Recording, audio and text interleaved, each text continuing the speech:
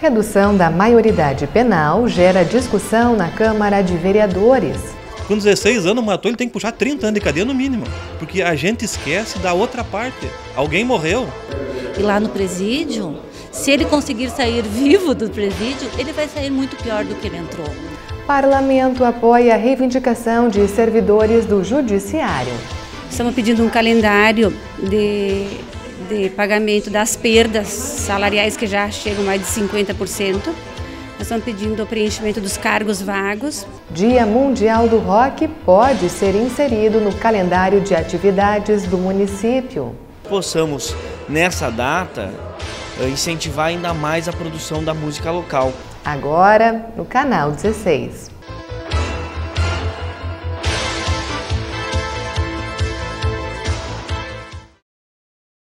Boa noite.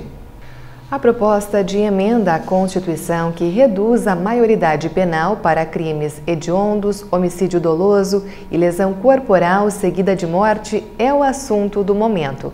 E aqui em Passo Fundo não é diferente.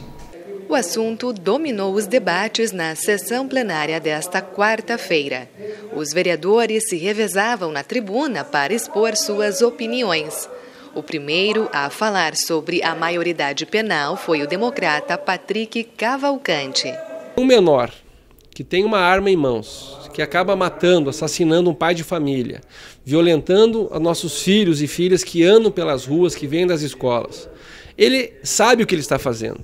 Nós não podemos dizer que ele não tem noção do que ele está fazendo a partir dos 16 anos. Ele tem a sua noção. Se 90% da população brasileira quer a redução, eu acho que o Congresso tem que atender o que a maioria do povo quer. Que haja, então, um plebiscito para discutir, que haja. Mas nós temos que evoluir, nós temos que crescer. Nós temos que dar uma penalidade, um basta a essa violência praticada por esses adolescentes infratores. O vereador Márcio Tassi é policial há 26 anos e enfocou a penalização por crimes hediondos. O PTBista defende que os autores destes atos devem sim ser penalizados, independente da idade. Me irrita quando as pessoas querem defender um assassino de 16, 17 anos, um estuprador, um violentador de crianças. Esse não tem que defender. O cara que com 16, 17 anos não sabe que não pode matar alguém, ele sabe que não pode matar alguém. Ele mata porque ele tem essa lei que o protege, que ele vai ficar 3 anos fazendo refeição, boa e cursinho de crochê e tricô, e depois vai estar solto como se não tivesse praticado o crime, com a ficha limpa. Quer dizer, isso está errado. Com 16 anos matou, ele tem que puxar 30 anos de cadeia no mínimo, porque a gente esquece da outra parte. Alguém morreu. Uma família perdeu um ente querido, um trabalhador, em virtude de um ato desse cidadão aí. E ele tem que pagar por isso, ele tem que responder por isso. Agora, tratar ele como uma criancinha de 5 anos, nós estamos agindo totalmente errado. Na polícia que eu estou ali, nós cansamos de tirotear, depois tu vai ver, a idade é 15, 16 anos. Eles sabem puxar um gatilho, eles sabem fazer tudo. Aí chega perto, não, eu sou de menor. Não pode fazer nada comigo, eu sou de menor. Acho que chega, nós já aguentamos demais. Crime hediondo, tem que analisar o crime, não a idade. Você tem 16, 17 anos, azar, joga na cadeia mais podre que tiver, tu joga ele lá dentro. O estuprador, a mulher que foi estuprada vai ter o trauma o resto da vida. Agora, se me provar aqui que o cara que foi assassinado vai ficar 3 anos no cemitério e vai sair, aí eu revejo. Que a mulher estuprada, em 3 anos ela vai curar o trauma totalmente, daí eu até revejo. Ela não cura nunca mais trauma, a família não cura nunca mais. Já Wilson Liu é contrário à redução da maioridade penal em tese e justifica de 3 formas. Está se divulgando que nós trabalhando a redução da maioridade penal, nós estamos resolvendo os problemas. Isso é mentira, isso é engodo, isso é engano, em primeiro lugar. Segundo, há uma visão distorcida da própria questão da justiça. Nós precisamos entrar no viés, sair do paradigma punitivo para um paradigma restaurativo. Isso mexe com o próprio Poder Judiciário. Terceiro, 80% dos casos de crimes graves são de pessoas que reincidem no crime. Entraram para o sistema prisional por um pequeno delito, se especializaram na escola do crime e retornaram, e aí sim se tornam bandidos, como muitos dizem, e ameaçam a sociedade. Então não é por aí o caminho. A redução é assinar embaixo a falência total do sistema prisional. Não precisa ser inteligente para perceber que ele está falido. É assinar também a falência do nosso sistema educacional e é assinar também a falência da nossa capacidade de diálogo. A vereadora Cláudia Furlaneto afirma que não podemos desistir dos jovens e que é preciso qualificar a educação, além de garantir os direitos de cada cidadão. Nós levamos muitos anos para construir o ECA, que é o Estatuto da Criança e do Adolescente, justamente para isso, para a gente poder garantir os direitos. Não podemos também entrar no debate de que é uma ampla, que esse número que existe muitos jovens que matam, que existem muitos jovens, isso é 1%. Não se justifica ser 1%, não estou dizendo que é, mas dizendo que o seguinte, que hoje nós temos o SINASE, que é o Sistema Nacional de Socioeducação, e lá o jovem fica recluso, ele tem a mesma privação de liberdade que tem os que estão presos no presídio, com a única diferença que lá dentro ele vai ser trabalhado para se ressocializar na sociedade. E lá no presídio, se ele conseguir sair vivo do presídio, ele vai sair muito pior do que ele entrou. Então, é desistir das pessoas.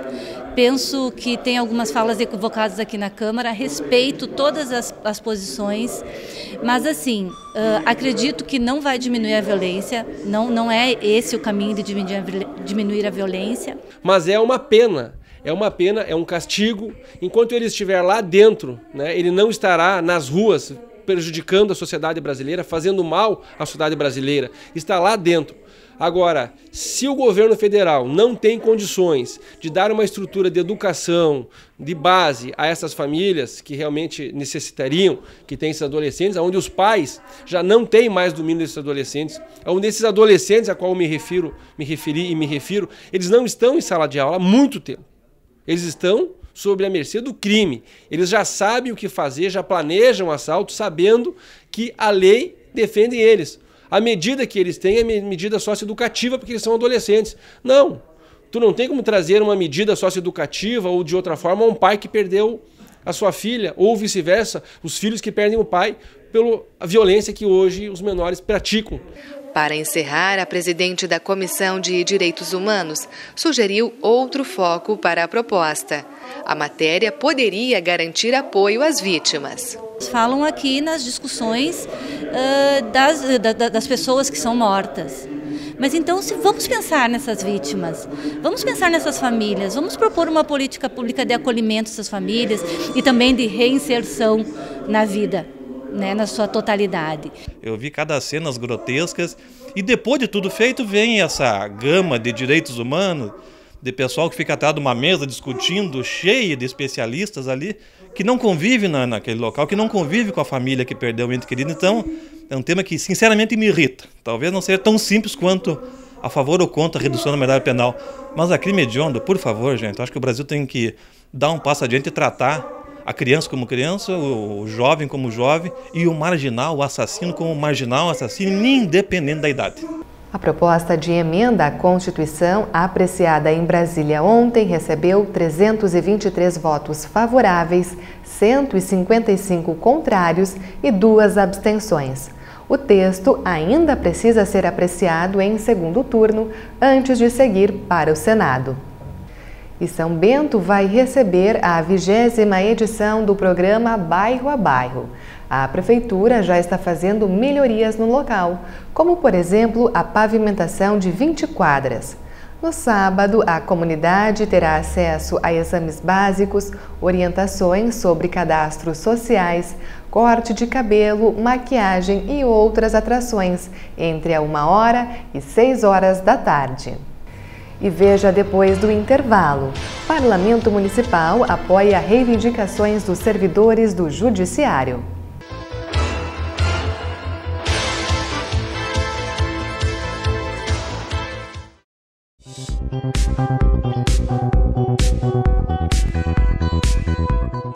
Com a chegada do inverno, é comum a utilização de lençóis térmicos. Deve-se manter um cuidado em especial em relação à armazenagem e acomodação dos lençóis. Não dobrá-los, pois os seus filetes que conduzem o calor e a energia elétrica podem se quebrar e quando esse equipamento for utilizado, ele poderá apresentar problemas. Importante também ressaltar que o lençol térmico ele deve ser utilizado antes da pessoa dormir para aquecer a cama. É importante desligá-lo após a cama estiver aquecida, quando a pessoa estiver utilizando esse lençol.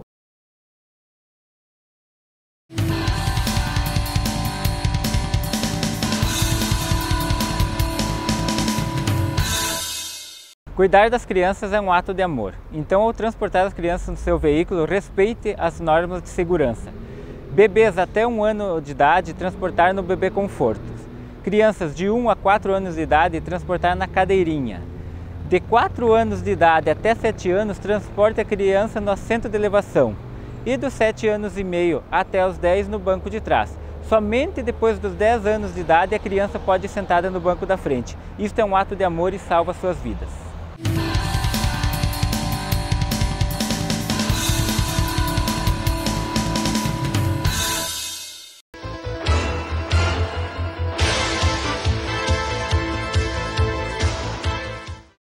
O Parlamento Municipal apoia as reivindicações dos servidores do Poder Judiciário.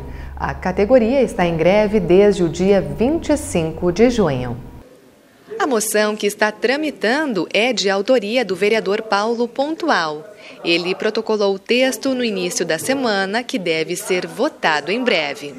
Para que eles possam retornar ao trabalho e, com isso, fazer com que a comunidade não tenha perda, porque a gente já sabe que o efetivo de funcionários do fórum já é baixo, os processos não têm um andamento adequado e aí nós não poderemos contar com tanto tempo de greve desses funcionários do fórum.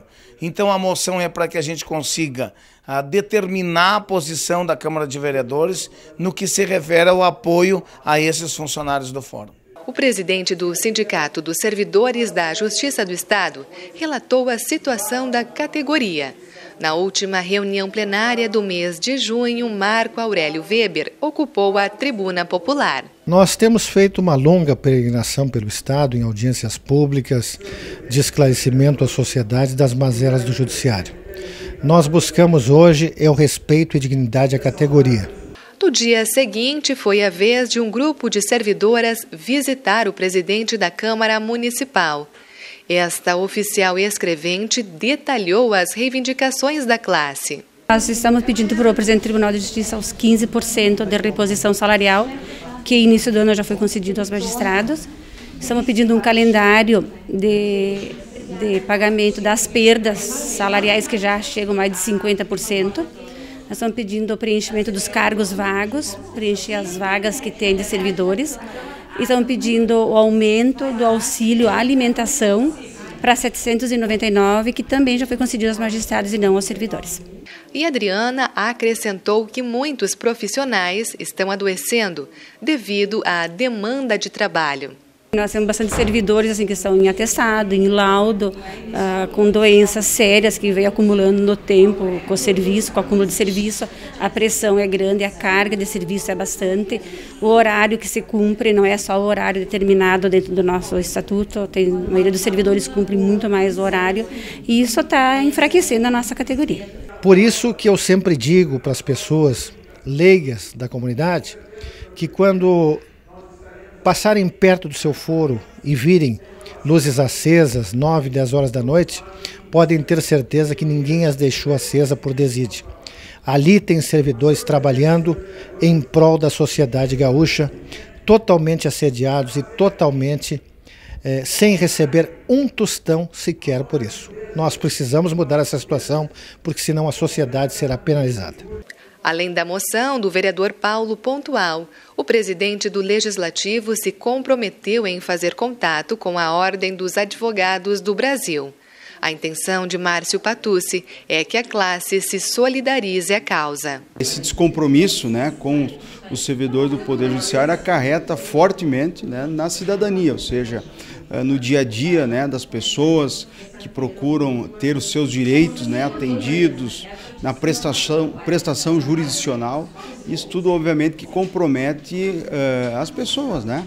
Então a gente busca, nos movimentos da Câmara de Vereadores, oportunizar o reconhecimento ao trabalho deles e também essa iniciativa nossa de provocar, fomentar através dessas moções de apoio alguma coisa, né? Também estaremos encaminhando a OAB, a estadual e local, para que os advogados também se somem a essa causa e que essas reposições e esses reajustes sejam o mais justos possível. Agora vamos acompanhar um balanço da reunião da COTC. Destaque para a análise do parecer do TCE às contas do ex-prefeito Ayrton Dipp de 2012. Hoje fizemos a liberação definindo o relator e demais 5 projetos, então está andando muito bem. Os relatores irão analisar cada projeto que ficaram sob esse compromisso, essa responsabilidade da relatoria. Fizemos também um bom diálogo sobre a prestação de conta que veio da administração de 2012, do prefeito Dipp, que me parece bastante normal os apontamentos do Tribunal de Contas. Apenas o vereador Alex então ficou para dar o seu parecer, a sua análise, mais 5 dias, portanto então fará essa análise, mas são contas de 2012 que tem apenas um apontamento que dá para considerar, que é o apontamento do ponto de vista do não uso de recursos que vem do governo federal, né, em torno de 40% que não foi usado, portanto esse recurso retorna à União, recursos definidos aí na área da educação e que irá voltar. Então apenas esse apontamento, né, então de fato é um recurso que poderia ser aproveitado na época, né? Está sendo feita esta análise, mas muito logo sairá dessa comissão o parecer assinado aí pelos 5 vereadores desta comissão. Então está andando normalmente o trabalho da Comissão de Orçamento e Tomada de Contas. E o vereador Alex Necker quer que o Dia Mundial do Rock seja inserido no calendário de atividades do município. O projeto de lei já passou pelas discussões da pauta e está sendo analisado pelas comissões da Casa. A sua sugestão é o dia 13 de julho. Essa data ela marca internacionalmente um Dia Mundial do Rock e é uma referência para o movimento de músicos do mundo todo. Aqui em Passo Fundo nós não temos essa data fixada no nosso calendário do município. A ideia de colocar no calendário é que nós possamos, nessa data, incentivar ainda mais a produção da música local. Passo Fundo é uma cidade que se credencia no rock gaúcho, que é um rock reconhecido Brasil afora, como uma cidade que produz muitas bandas. Nós temos aqui um grande número de bandas que poderíamos citar, que foram do cenário do passado, que são do cenário presente e muitas ainda que vão se transformar em vitrines e despertar a atenção da música nacional no futuro. Então a ideia é que nós possamos, através dessa pequena regulamentação, dessa pequena lei, garantir um espaço maior para que as bandas locais possam se consolidar, serem divulgadas e que nós possamos pensar em políticas através da Secretaria de Cultura do município e através das outras entidades que nós possamos agregar formas e formatos para que essas bandas continuem a crescer na nossa cidade e representar aquilo que é produzido no município de Passo Fundo. E esta edição do Jornal da Câmara está chegando ao fim, agradecendo a sua audiência. Uma boa noite e até amanhã.